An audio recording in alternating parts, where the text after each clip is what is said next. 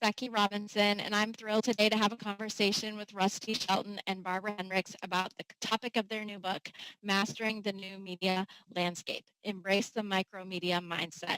Welcome, Rusty and Barbara. Hey, Becky, thanks for having us. Great to see you. Great to be Really. here. Thank you so much.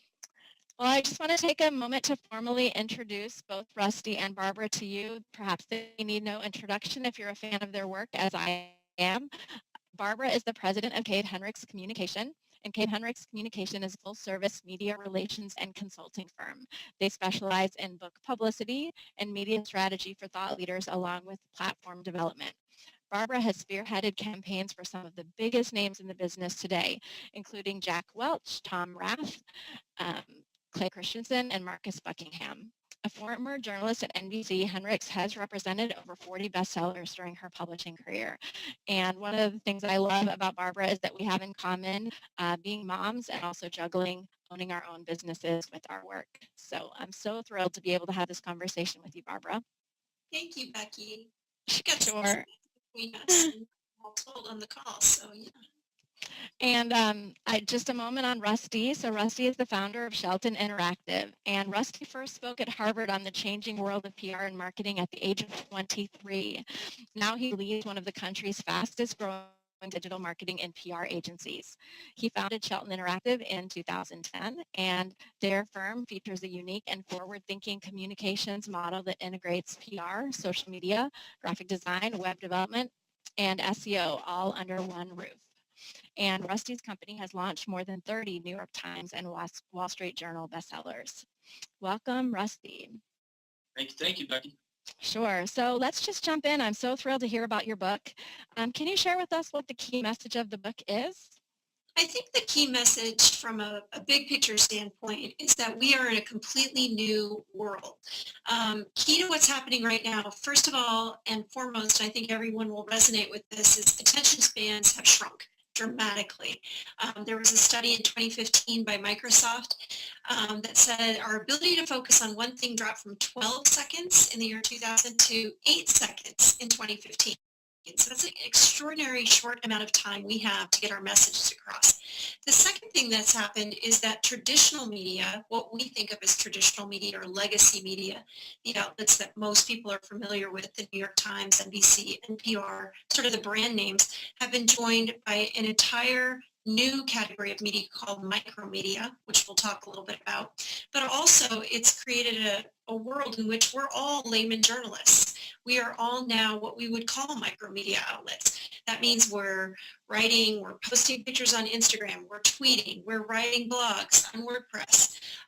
We are doing podcasts, we're doing webinars like the one we're doing now. Basically, a micromedia outlet is one that houses content that is created and broadcast on a public forum without what we would call the traditional gatekeepers. So, laymen have not only joined the conversation, we're really loud and noisy. 74% of all Americans have a social media account.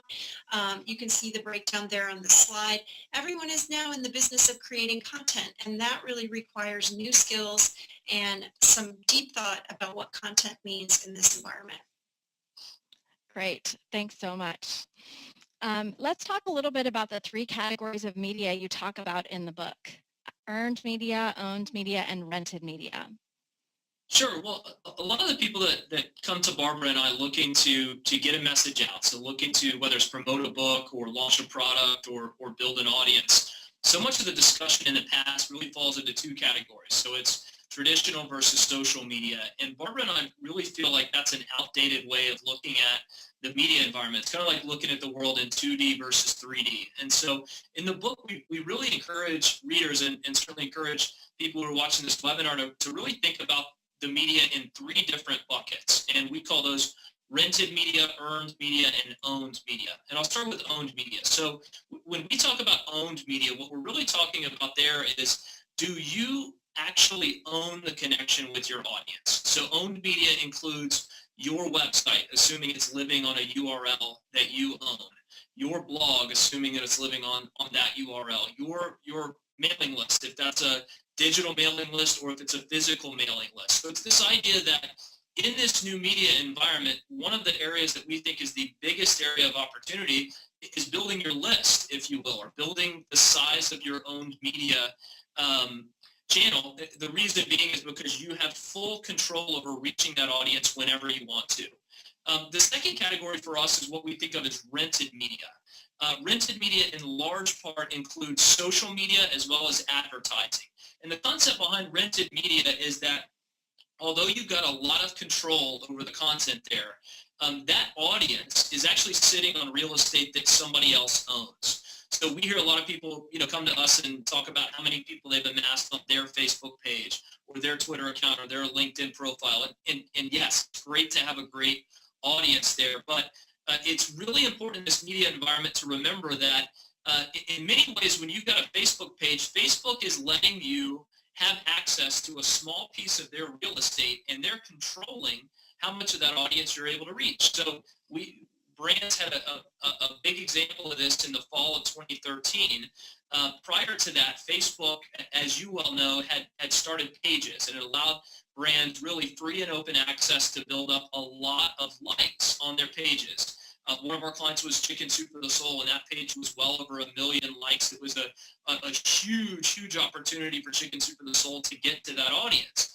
In the fall of 2013, Facebook changed their algorithm, and in an instant, limited access that brands had to their audience on Facebook to about 10% of what they had previously. And so in one fell swoop, what they said was, hey, if you want to keep reaching this audience that lives on our real estate, you're going to have to pay to do it. And we do that, of course, now in the form of sponsored posts. So I would encourage people who are watching this webinar to really think about, when you have an audience on rented media, that's fantastic. What we want you to be doing is engaging with people there, but giving them a reason to come back to owned media and join your list so that you've got full control over your ability to reach them.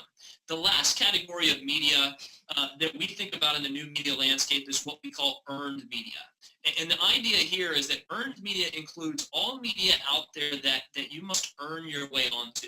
So for most people, the biggest kind of earned media, and certainly it's the thing that most people come to Barbara in particular for, is publicity, opportunities to get on with NPR, Wall Street Journal, HBR, and others. Earned media also includes speaking engagements. It also includes influencer shout-outs. There's a huge amount of credibility that comes along with earned media because the audience's perception is the reality, which is you wouldn't be on the stage doing an interview with NPR. You wouldn't be giving a keynote unless you had a lot of authority or a lot of credibility. And so for Barbara and I, we think a well-rounded strategy in this new media landscape has the focus on each of these three. They feed each other, as people can see from this slide. The reason that you see the big arrows pointing down to owned media is we believe the biggest long-term leverage in this new media environment is growing the size of your owned media landscape. Sure. So would you be willing to share an example of a client or a project that you worked on that did a really good job with owning their own kind of media and seeing that grow through a campaign? Sure. So I would say one of the biggest examples there is a book called The Confidence Code. That book was written by Claire Shipman, who's a big ABC News journalist, and Katty Kay, who guest hosted Morning Joe and an anchor with BBC. Those were two very visible media personalities. They got a ton of earned media, and were able to reach a huge audience. Most people would look at both of them and say, wow, major platforms. The challenge there was that they were very heavy in the earned media category and had very little on the owned media side. And so what we said was, well, at whatever point that you may move on from ABC or BBC, which likely will be some point very far in the future, but we want you to actually have an audience that you own the connection to. And so in that campaign, we knew they were going to be doing a lot of speaking and a lot of major media. So the challenge was, how do we set up a reason, a magnet for people to come into the website and join the list? And so we set up a confidence quiz on theconfidencecode.com, and people watching this webinar can still go and take the quiz. And the idea was, come and take this free assessment and figure out, do you have low, medium, or high confidence? And once you get your personalized result, you get feedback from Claire and Katty on what you can do to really improve your confidence. And so every interview that they did, every speaking engagement that they did, they were certainly talking about the book, but the real kind of mission behind that interview was, hey, if anybody listening to us right now is curious where they fall on the confidence scale, head over to theconfidencecode.com and take a free assessment. And we've had more than 160,000 people go through and take that confidence quiz. And now clearing caddy for the paperback release of that book, for future e-learning products that they may want to offer up, have a great audience now that they own the connection to, and we don't have to hope that NPR says yes or hope that Facebook doesn't change their algorithm. That's an audience they can get to anytime they want. I also think there's a really good example of somebody who did this in the reverse. So the Gallup organization started publishing books in the late 90s. First, Break All the Rules. The second book they did, I think it was 2001, was called Now Discover Your Strengths. And they were one of the first to embed a quiz and a code that was unique with each book. And what they did, I think almost, it really snowballed from there. They got 400,000 people to take the quiz. So fast forward to 2007, the year that I launched my company, we launched StrengthsFinder 2.0, and we went into the campaign with 400,000 people who had already taken it and now could be approached with the new science. So they built their platform the other direction. They got this huge amount of owned media, and then we could go to the earned category and point back to the hundreds of thousands of people who were taking the quiz and say, this is why you should be interested. So then that turned into the traditional media placements. So for people who are strong in one or the other categories, I think you can see how they sort of flip, and you don't have to come in, through one channel only, which opens up opportunity for people. That's a really interesting observation, Barbara. Thank you. Well, let's switch gears for a moment and talk a little bit about this term micromedia that's part of your book title. Can you tell us what is micromedia? Sure. So micromedia, exactly. The subtitle of our book is Embrace a Micromedia Mindset. And the idea behind micromedia is that every individual, every brand out there, whether they know it or not, is a media outlet in today's media environment. So everybody that's watching this webinar right now, you may only influence a few hundred people on Facebook. Those of you who have started a podcast or a blog or have built your email list, you may actually have an audience in the thousands, which is fantastic. But what we're encouraging you to do in the book, and Barbara and I think is so important in this environment, is to think more like a media outlet than a marketer. So the people that we're seeing have success in this environment understand that their job is not to have a transaction or make a one-time impression.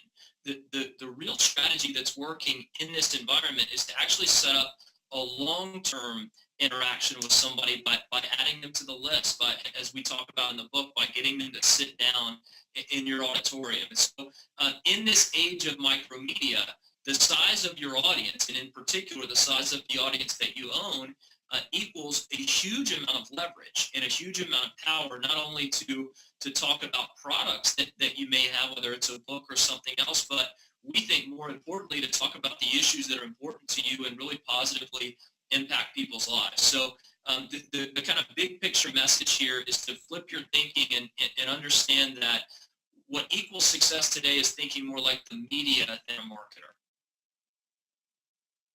Thank you. Barbara, I'm wondering if you can share with us how people can build that direct channel to their audience that they own and control. Sure. So I think what we're really living in now with these, again, layman journalists, micromedia outlets, is the era of, I would call it personal branding. Whether you own a business or you're simply creating content, your brand today is what is found about you online. So a Google search of your name calls up what we call brand you. That can be your LinkedIn account, it could be a Twitter profile, it could be your company bio, it could be your bio on another company's website. Collectively, all of that information is what the media sees, but it's also what your customer sees. So everybody, not only are you a media outlet, but you're also a brand.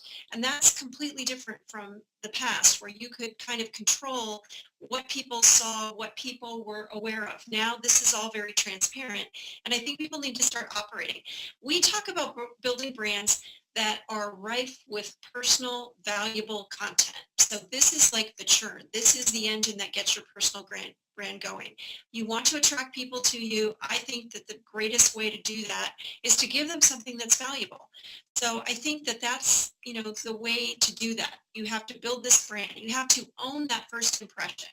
So So first impressions are the way most people meet. Rusty and I met online long before we ever started working together. So I think it was, what year, Rusty? That was 2008 or 9. 8 or 9. Mhm. So we set up a chance to meet. We were both in Austin. We had businesses that were, at that time, I think you were with another PR agency, but getting ready to step out. And before I ever walked in, I knew that Rusty was a Longhorn fan. I knew that he was a dad. I knew what kind of books he had worked on. And that's a very different environment. So what we tell people is make sure that you're really making the most of that first impression. You do that by Google searching yourself once a week or so, making sure that you're embedding good keywords in all your social media bios and all the bios that you can control online. Keep that first impression really clean. Own it. Take charge of it. Other people say, well, I can't, affect what shows up in a search engine, but the truth is you can.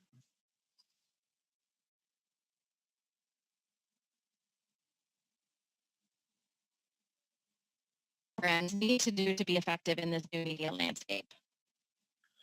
So a couple of different things, just to build on what Barbara was talking about there, this idea of being discoverable is a huge part of it. So when somebody's looking for you online, whether it's an individual or a company or brand, you need to own that first impression. And so the first, for individuals, if you don't already own your name as a website address, firstnamelastname.com, pause the webinar right now and go to GoDaddy and buy it. I would go ahead and get it for your kids as well. That real estate is so valuable right now, it's only going to get more valuable. If your name's available, grab it. Understand that most people, their first impression is going to happen of you online. And so you can't always control where that first impression happens. Some people may start with Twitter. They may start with LinkedIn. Those of you watching this webinar who don't have a LinkedIn profile, your LinkedIn, that don't have a website, your LinkedIn profile is probably the first impression most people have of you. And so update those social media bios, keep them really fresh, make sure they're consistent, make sure your visuals are consistent online. Understand that often in this environment, journalists, influencers, potential places that might book you to speak are going to reach out to you in many cases through your website. And so if I'm a journalist on Deadline and I land on your website, probably what I'm going to do is look for a very quick way to get in touch with you. So if you've got a contact form and I'm on Deadline, I'm probably not going to fill out that contact form and hope I hear back from you. So it may be something that if you've got a press room and you can give me very quickly your contact information or the contact information of your publicist, that I'll get right in touch there. So discoverability is huge. News jacking is something that Barbara and I both had a lot of success with our clients, and that is finding a way to tie your content with what's happening in the news. There's a big study that Cision did that said when researching stories and interviewing journalists, 89% of those journalists turn to the internet. And so if you've got a journalist that's working on Deadline that is looking to write a story on a certain topic, if you write about that topic in your blog, and even better if you're contributing to HuffPost or Forbes, that's going to allow you to really expand the opportunities that you have to be discovered there. And I think the next big thing is become a content creator. So as we mentioned, acting more like a media outlet is not having a website that's a brochure for you. It's understanding that your website's actually a media property in this new media landscape. And so the consistency with which you can provide content that's quality, and understanding that your blog is not meant to be a newspaper filled with op-eds. So in other words, your content is really meant to not only provide your perspective, but to bring in others, interview them, interviewing other experts, reviewing books, and newsjacking is really important. And as you see in this slide, one of the pet peeves that Barbara and I have is as people get more active online, they don't understand that they really need to again, part of thinking like a media outlet is taking a very professional approach to your content. So we call this the 4 C's here, but it's being clear, it's being credible, it's being concise, and being consistent. So consistency is one of the biggest things. So many people start a blog and then flame out, or start a podcast and then flame out. And one of the things that we talk a lot about in the book is how to focus on those areas that will not only have the biggest impact, but that you enjoy enough that it's something that you'll really stick with. So those are the things that we're seeing right now, in addition to having a really compelling call to action on your own media or your website as being the most important. I think another thing people can do is they make sure, so everyone starts out in this space very enthusiastically and says, my message is really for everyone or everyone in business. And we really urge people to drill down a little bit further there. So the truth is, if you've written a book on leadership, it is going to be first and foremostly important to people who write about leadership. So niche publications are something that a lot of our clients, a lot of authors come and they say, oh, you know what, I don't need to, everybody in customer service knows me. Everybody in HR already knows me. I think this is a really big, important point. Do not walk past your first intended audience. So most content, in order to break out and truly become something resonant with a large general audience, requires that you own your niche first. So too many people sniff at that. But I think another thing that people may not know is that journalists who cover leadership, customer service, HR, personal finance, all those categories, when you're a national reporter for a publication, a media outlet, you read the trade magazines, you identify the trends, you identify the next big thing in that industry and report it upstream. So we really urge people to look first at their very, very tight niche and own it. Completely saturated. Don't assume that they're dying to hear from you and you don't need to put any effort for it. Unfortunately, that's almost never true.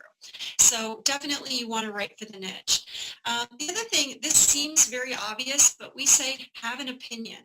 And by that we mean don't go out into an area and just keep parroting or echoing the masses on a particular subject. You really are, my barometer for this is very simple.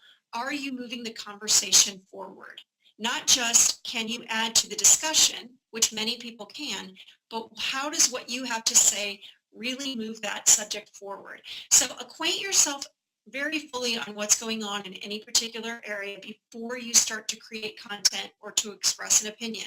That doesn't take long. That requires maybe 30 minutes of dedicated care to take a look at what's going on. Develop a viewpoint that you can defend. Don't go too fast. 30 minutes is worth your time to find out what it is. And again, just don't echo what everyone else is saying. Make sure that you are, moving things forward. Also, when you go out with it, we talked about using the news to get yourself caught in sort of these filters. If you want to talk on a subject that's trending right now, in the background here, you can't see on our screen, but we're watching the political convention happen. This is going to be a very big story that extends over a long period of time. It's difficult to get your way into that conversation. But if that's the trending story and you actually have something to say, you have the background, you have the authority, spend some time thinking about what you could say. Embed the keywords into your social media bios, and then you've increased the chance that a journalist on Deadline is going to find you. This political news cycle is one that I think Barbara and I are pretty tired of already. Unfortunately, we've got another 6 months to go on it right now. But the opinion piece is so big. I mean, we hear a lot of times from people who, Barbara will get them a guest post at Fast Company, or we'll get one in Inc. And they're upset because a couple of the comments are constructive pushback, and it's somebody that has a difference of opinion. And that's actually great news when you get that kind of feedback, because when you've got opinions on both sides of a topic, what that means is that piece has really struck a chord. If you're writing a piece and it's so right down the middle that people can't help but agree with it, you're probably not going to get much reach with that particular piece. So this is one that's really important. And again, this goes back to think like a journalist when you're creating your content, and understand that you need to have a viewpoint in what you're writing. So in particular in op-ed style content. So the next thing that we always talk about here is to invite interaction from people. So we want to make sure that if people read a piece that you wrote for HuffPost, or they hear you give a webinar like this, or they hear you on a podcast, give them a clear way to connect with you. Give them a next step. So we gave the example of the confidence code. Barbara's, just monster launch for StrengthsFinder 2.0. Each of those had key calls to action that brought people in and converted them from somebody else's audience to their own. And so you want to give the audience a very clear way to connect. You also want to respond to comments. So Barbara and I are big. I just mentioned if somebody's got constructive pushback, fantastic. That's a great debate that you want to get into. And the key word there is constructive. We're certainly not wanting you to respond to things that are just personal attacks, etc. Those should be deleted and ignored. But constructive comments, let's get in and respond to those. What we find is that when you respond to a constructive piece of feedback or respond to somebody who says, wow, Barbara, love your piece in Fast Company, you create a loyal fan when you recognize that thank you. So based on the feedback that you're getting, it may give you the source of a new blog post or a new podcast. Wow, that last piece I wrote really struck a chord, and I wanted to expand and bring in some of those different perspectives in this blog post. And then one of the biggest things that we talk about in this book is to think about the new media landscape as not just a place to attract an audience, but also a place to build intentional outbound relationships with people. So, starting an interview series on your blog is a great way to give people a reason to send their audience over to your website. It also gives you the ability to reach out to well-known influencers and authorities in your space without asking for something. You're actually going to them and giving something. So using forums to forge relationships is huge, and it's really thinking, again, more like a media outlet than a marketer in this environment. So there's a lot that's happening in the new media landscape right now. Barbara and I talk to so many personalities and thought leaders, and so many people are overwhelmed. You're probably watching this webinar because you're overwhelmed yourself with all the options that are out there. And, it's our perspective that it's both the most overwhelming and the most exciting time ever to get a message out, whether you're an author or again, somebody who's launching a product or just looking to build an audience. And so much of what we talk about in our book, Mastering the New Media Landscape, is, all right, how do we cut through the clutter and actually build a strategy focused on the things that work really well? And so, it's a book that we hope you really enjoy. And just to kind of go to the next step here, Barbara and I are big on people that watch our webinars, that hear us on podcasts, that read the book, actually taking this and putting it into practice. And so we would love to stay in touch with you going forward. If you've got questions, we would welcome the opportunity to answer those on Twitter, over on our landing page at masteringthenewmedialandscape.com. That's another big place that we've got resources like the Twitter playbook and a bunch of different blog posts. But we really want to encourage you, and Barbara, I know you're passionate about this, but participating across all three buckets. Yeah, I think now that we can identify that 3D world, which I think is, something that everybody can get a thing, is make sure when you're doing something that you are using all three buckets. Because as I said, they feed one another. Again, we all want to drive everything to own. So you build momentum in rented media. We often see this. We can get a lot of traction. We can put content out. We get some momentum building. We use it to unlock the earned media component. So that means if we can get invitations for someone to byline for Fast Company and to contribute a post to Forbes and for another publication to run an excerpt, we're going to plot those out so perhaps they run every other day during your publication week or the 2 weeks. Then we're going to go to the next rung up in the earned media space, and we're going to say, hey, look, this is being covered here, here, here, and here. This is why you should cover it on NPR. This is why that warrants a conversation. Also, in both those spaces, as Rusty has said repeatedly, you want to create a call to action, because the goal at the end of the day is to drive audience to your own channel. You do need to do that. If LinkedIn decides to change the algorithm tomorrow and limit your access to all those people you've accumulated there, you're going to lose it. So use everything that you're doing to drive people to owned. And, we're doing it right here. We've got our Twitter account there. We love to hear from people. I think before we sort of wrap it up, I think one of the things, this all can be very overwhelming. So I think one of the things that we like to do is kind of give you some ideas. And I think from my perspective, if you're overwhelmed by all the options that have been created here, but you want to dive in, pick one or two and start there. So if we have a lot of business authors, small businesses and brands, participating today, pick a couple of channels that are appropriate. I would point to LinkedIn and I would point to Twitter. So your goal in Twitter, if you're going to do one thing in each category, if you already have an account, great. If you don't, I think there's something you can do. On Twitter, find 25 reporters who cover your particular topic area. Follow them. Do that now, create a list of them, and watch what they do every day. It's a great place. As Rusty said, 87% of journalists are looking online. Most of them have Twitter accounts. Start watching what they write. Respond when it's something that really resonates with you. Be constructive. Be valuable to them. And then in the LinkedIn pile, take the last blog post you wrote and post it to your LinkedIn account. There's lots of data that's just coming out right now that shows how much more likely people are to find you on LinkedIn if you're posting that content. You probably have already created content that you could just move over and start posting there. So that's a couple ways to jump in today and get active without being completely overwhelmed. Yeah, I would totally agree with that. LinkedIn, I think, is an area, a huge opportunity for people right now, in particular the publishing function there. So as Barbara and I mentioned, we'd love to stay in touch with you going forward. We're very big on people taking this and putting it in practice. So if you want to reach out to us, you see our Twitter handles here on the screen. We've also set up a home base, a landing page for the book at masteringthenewmedialandscape.com.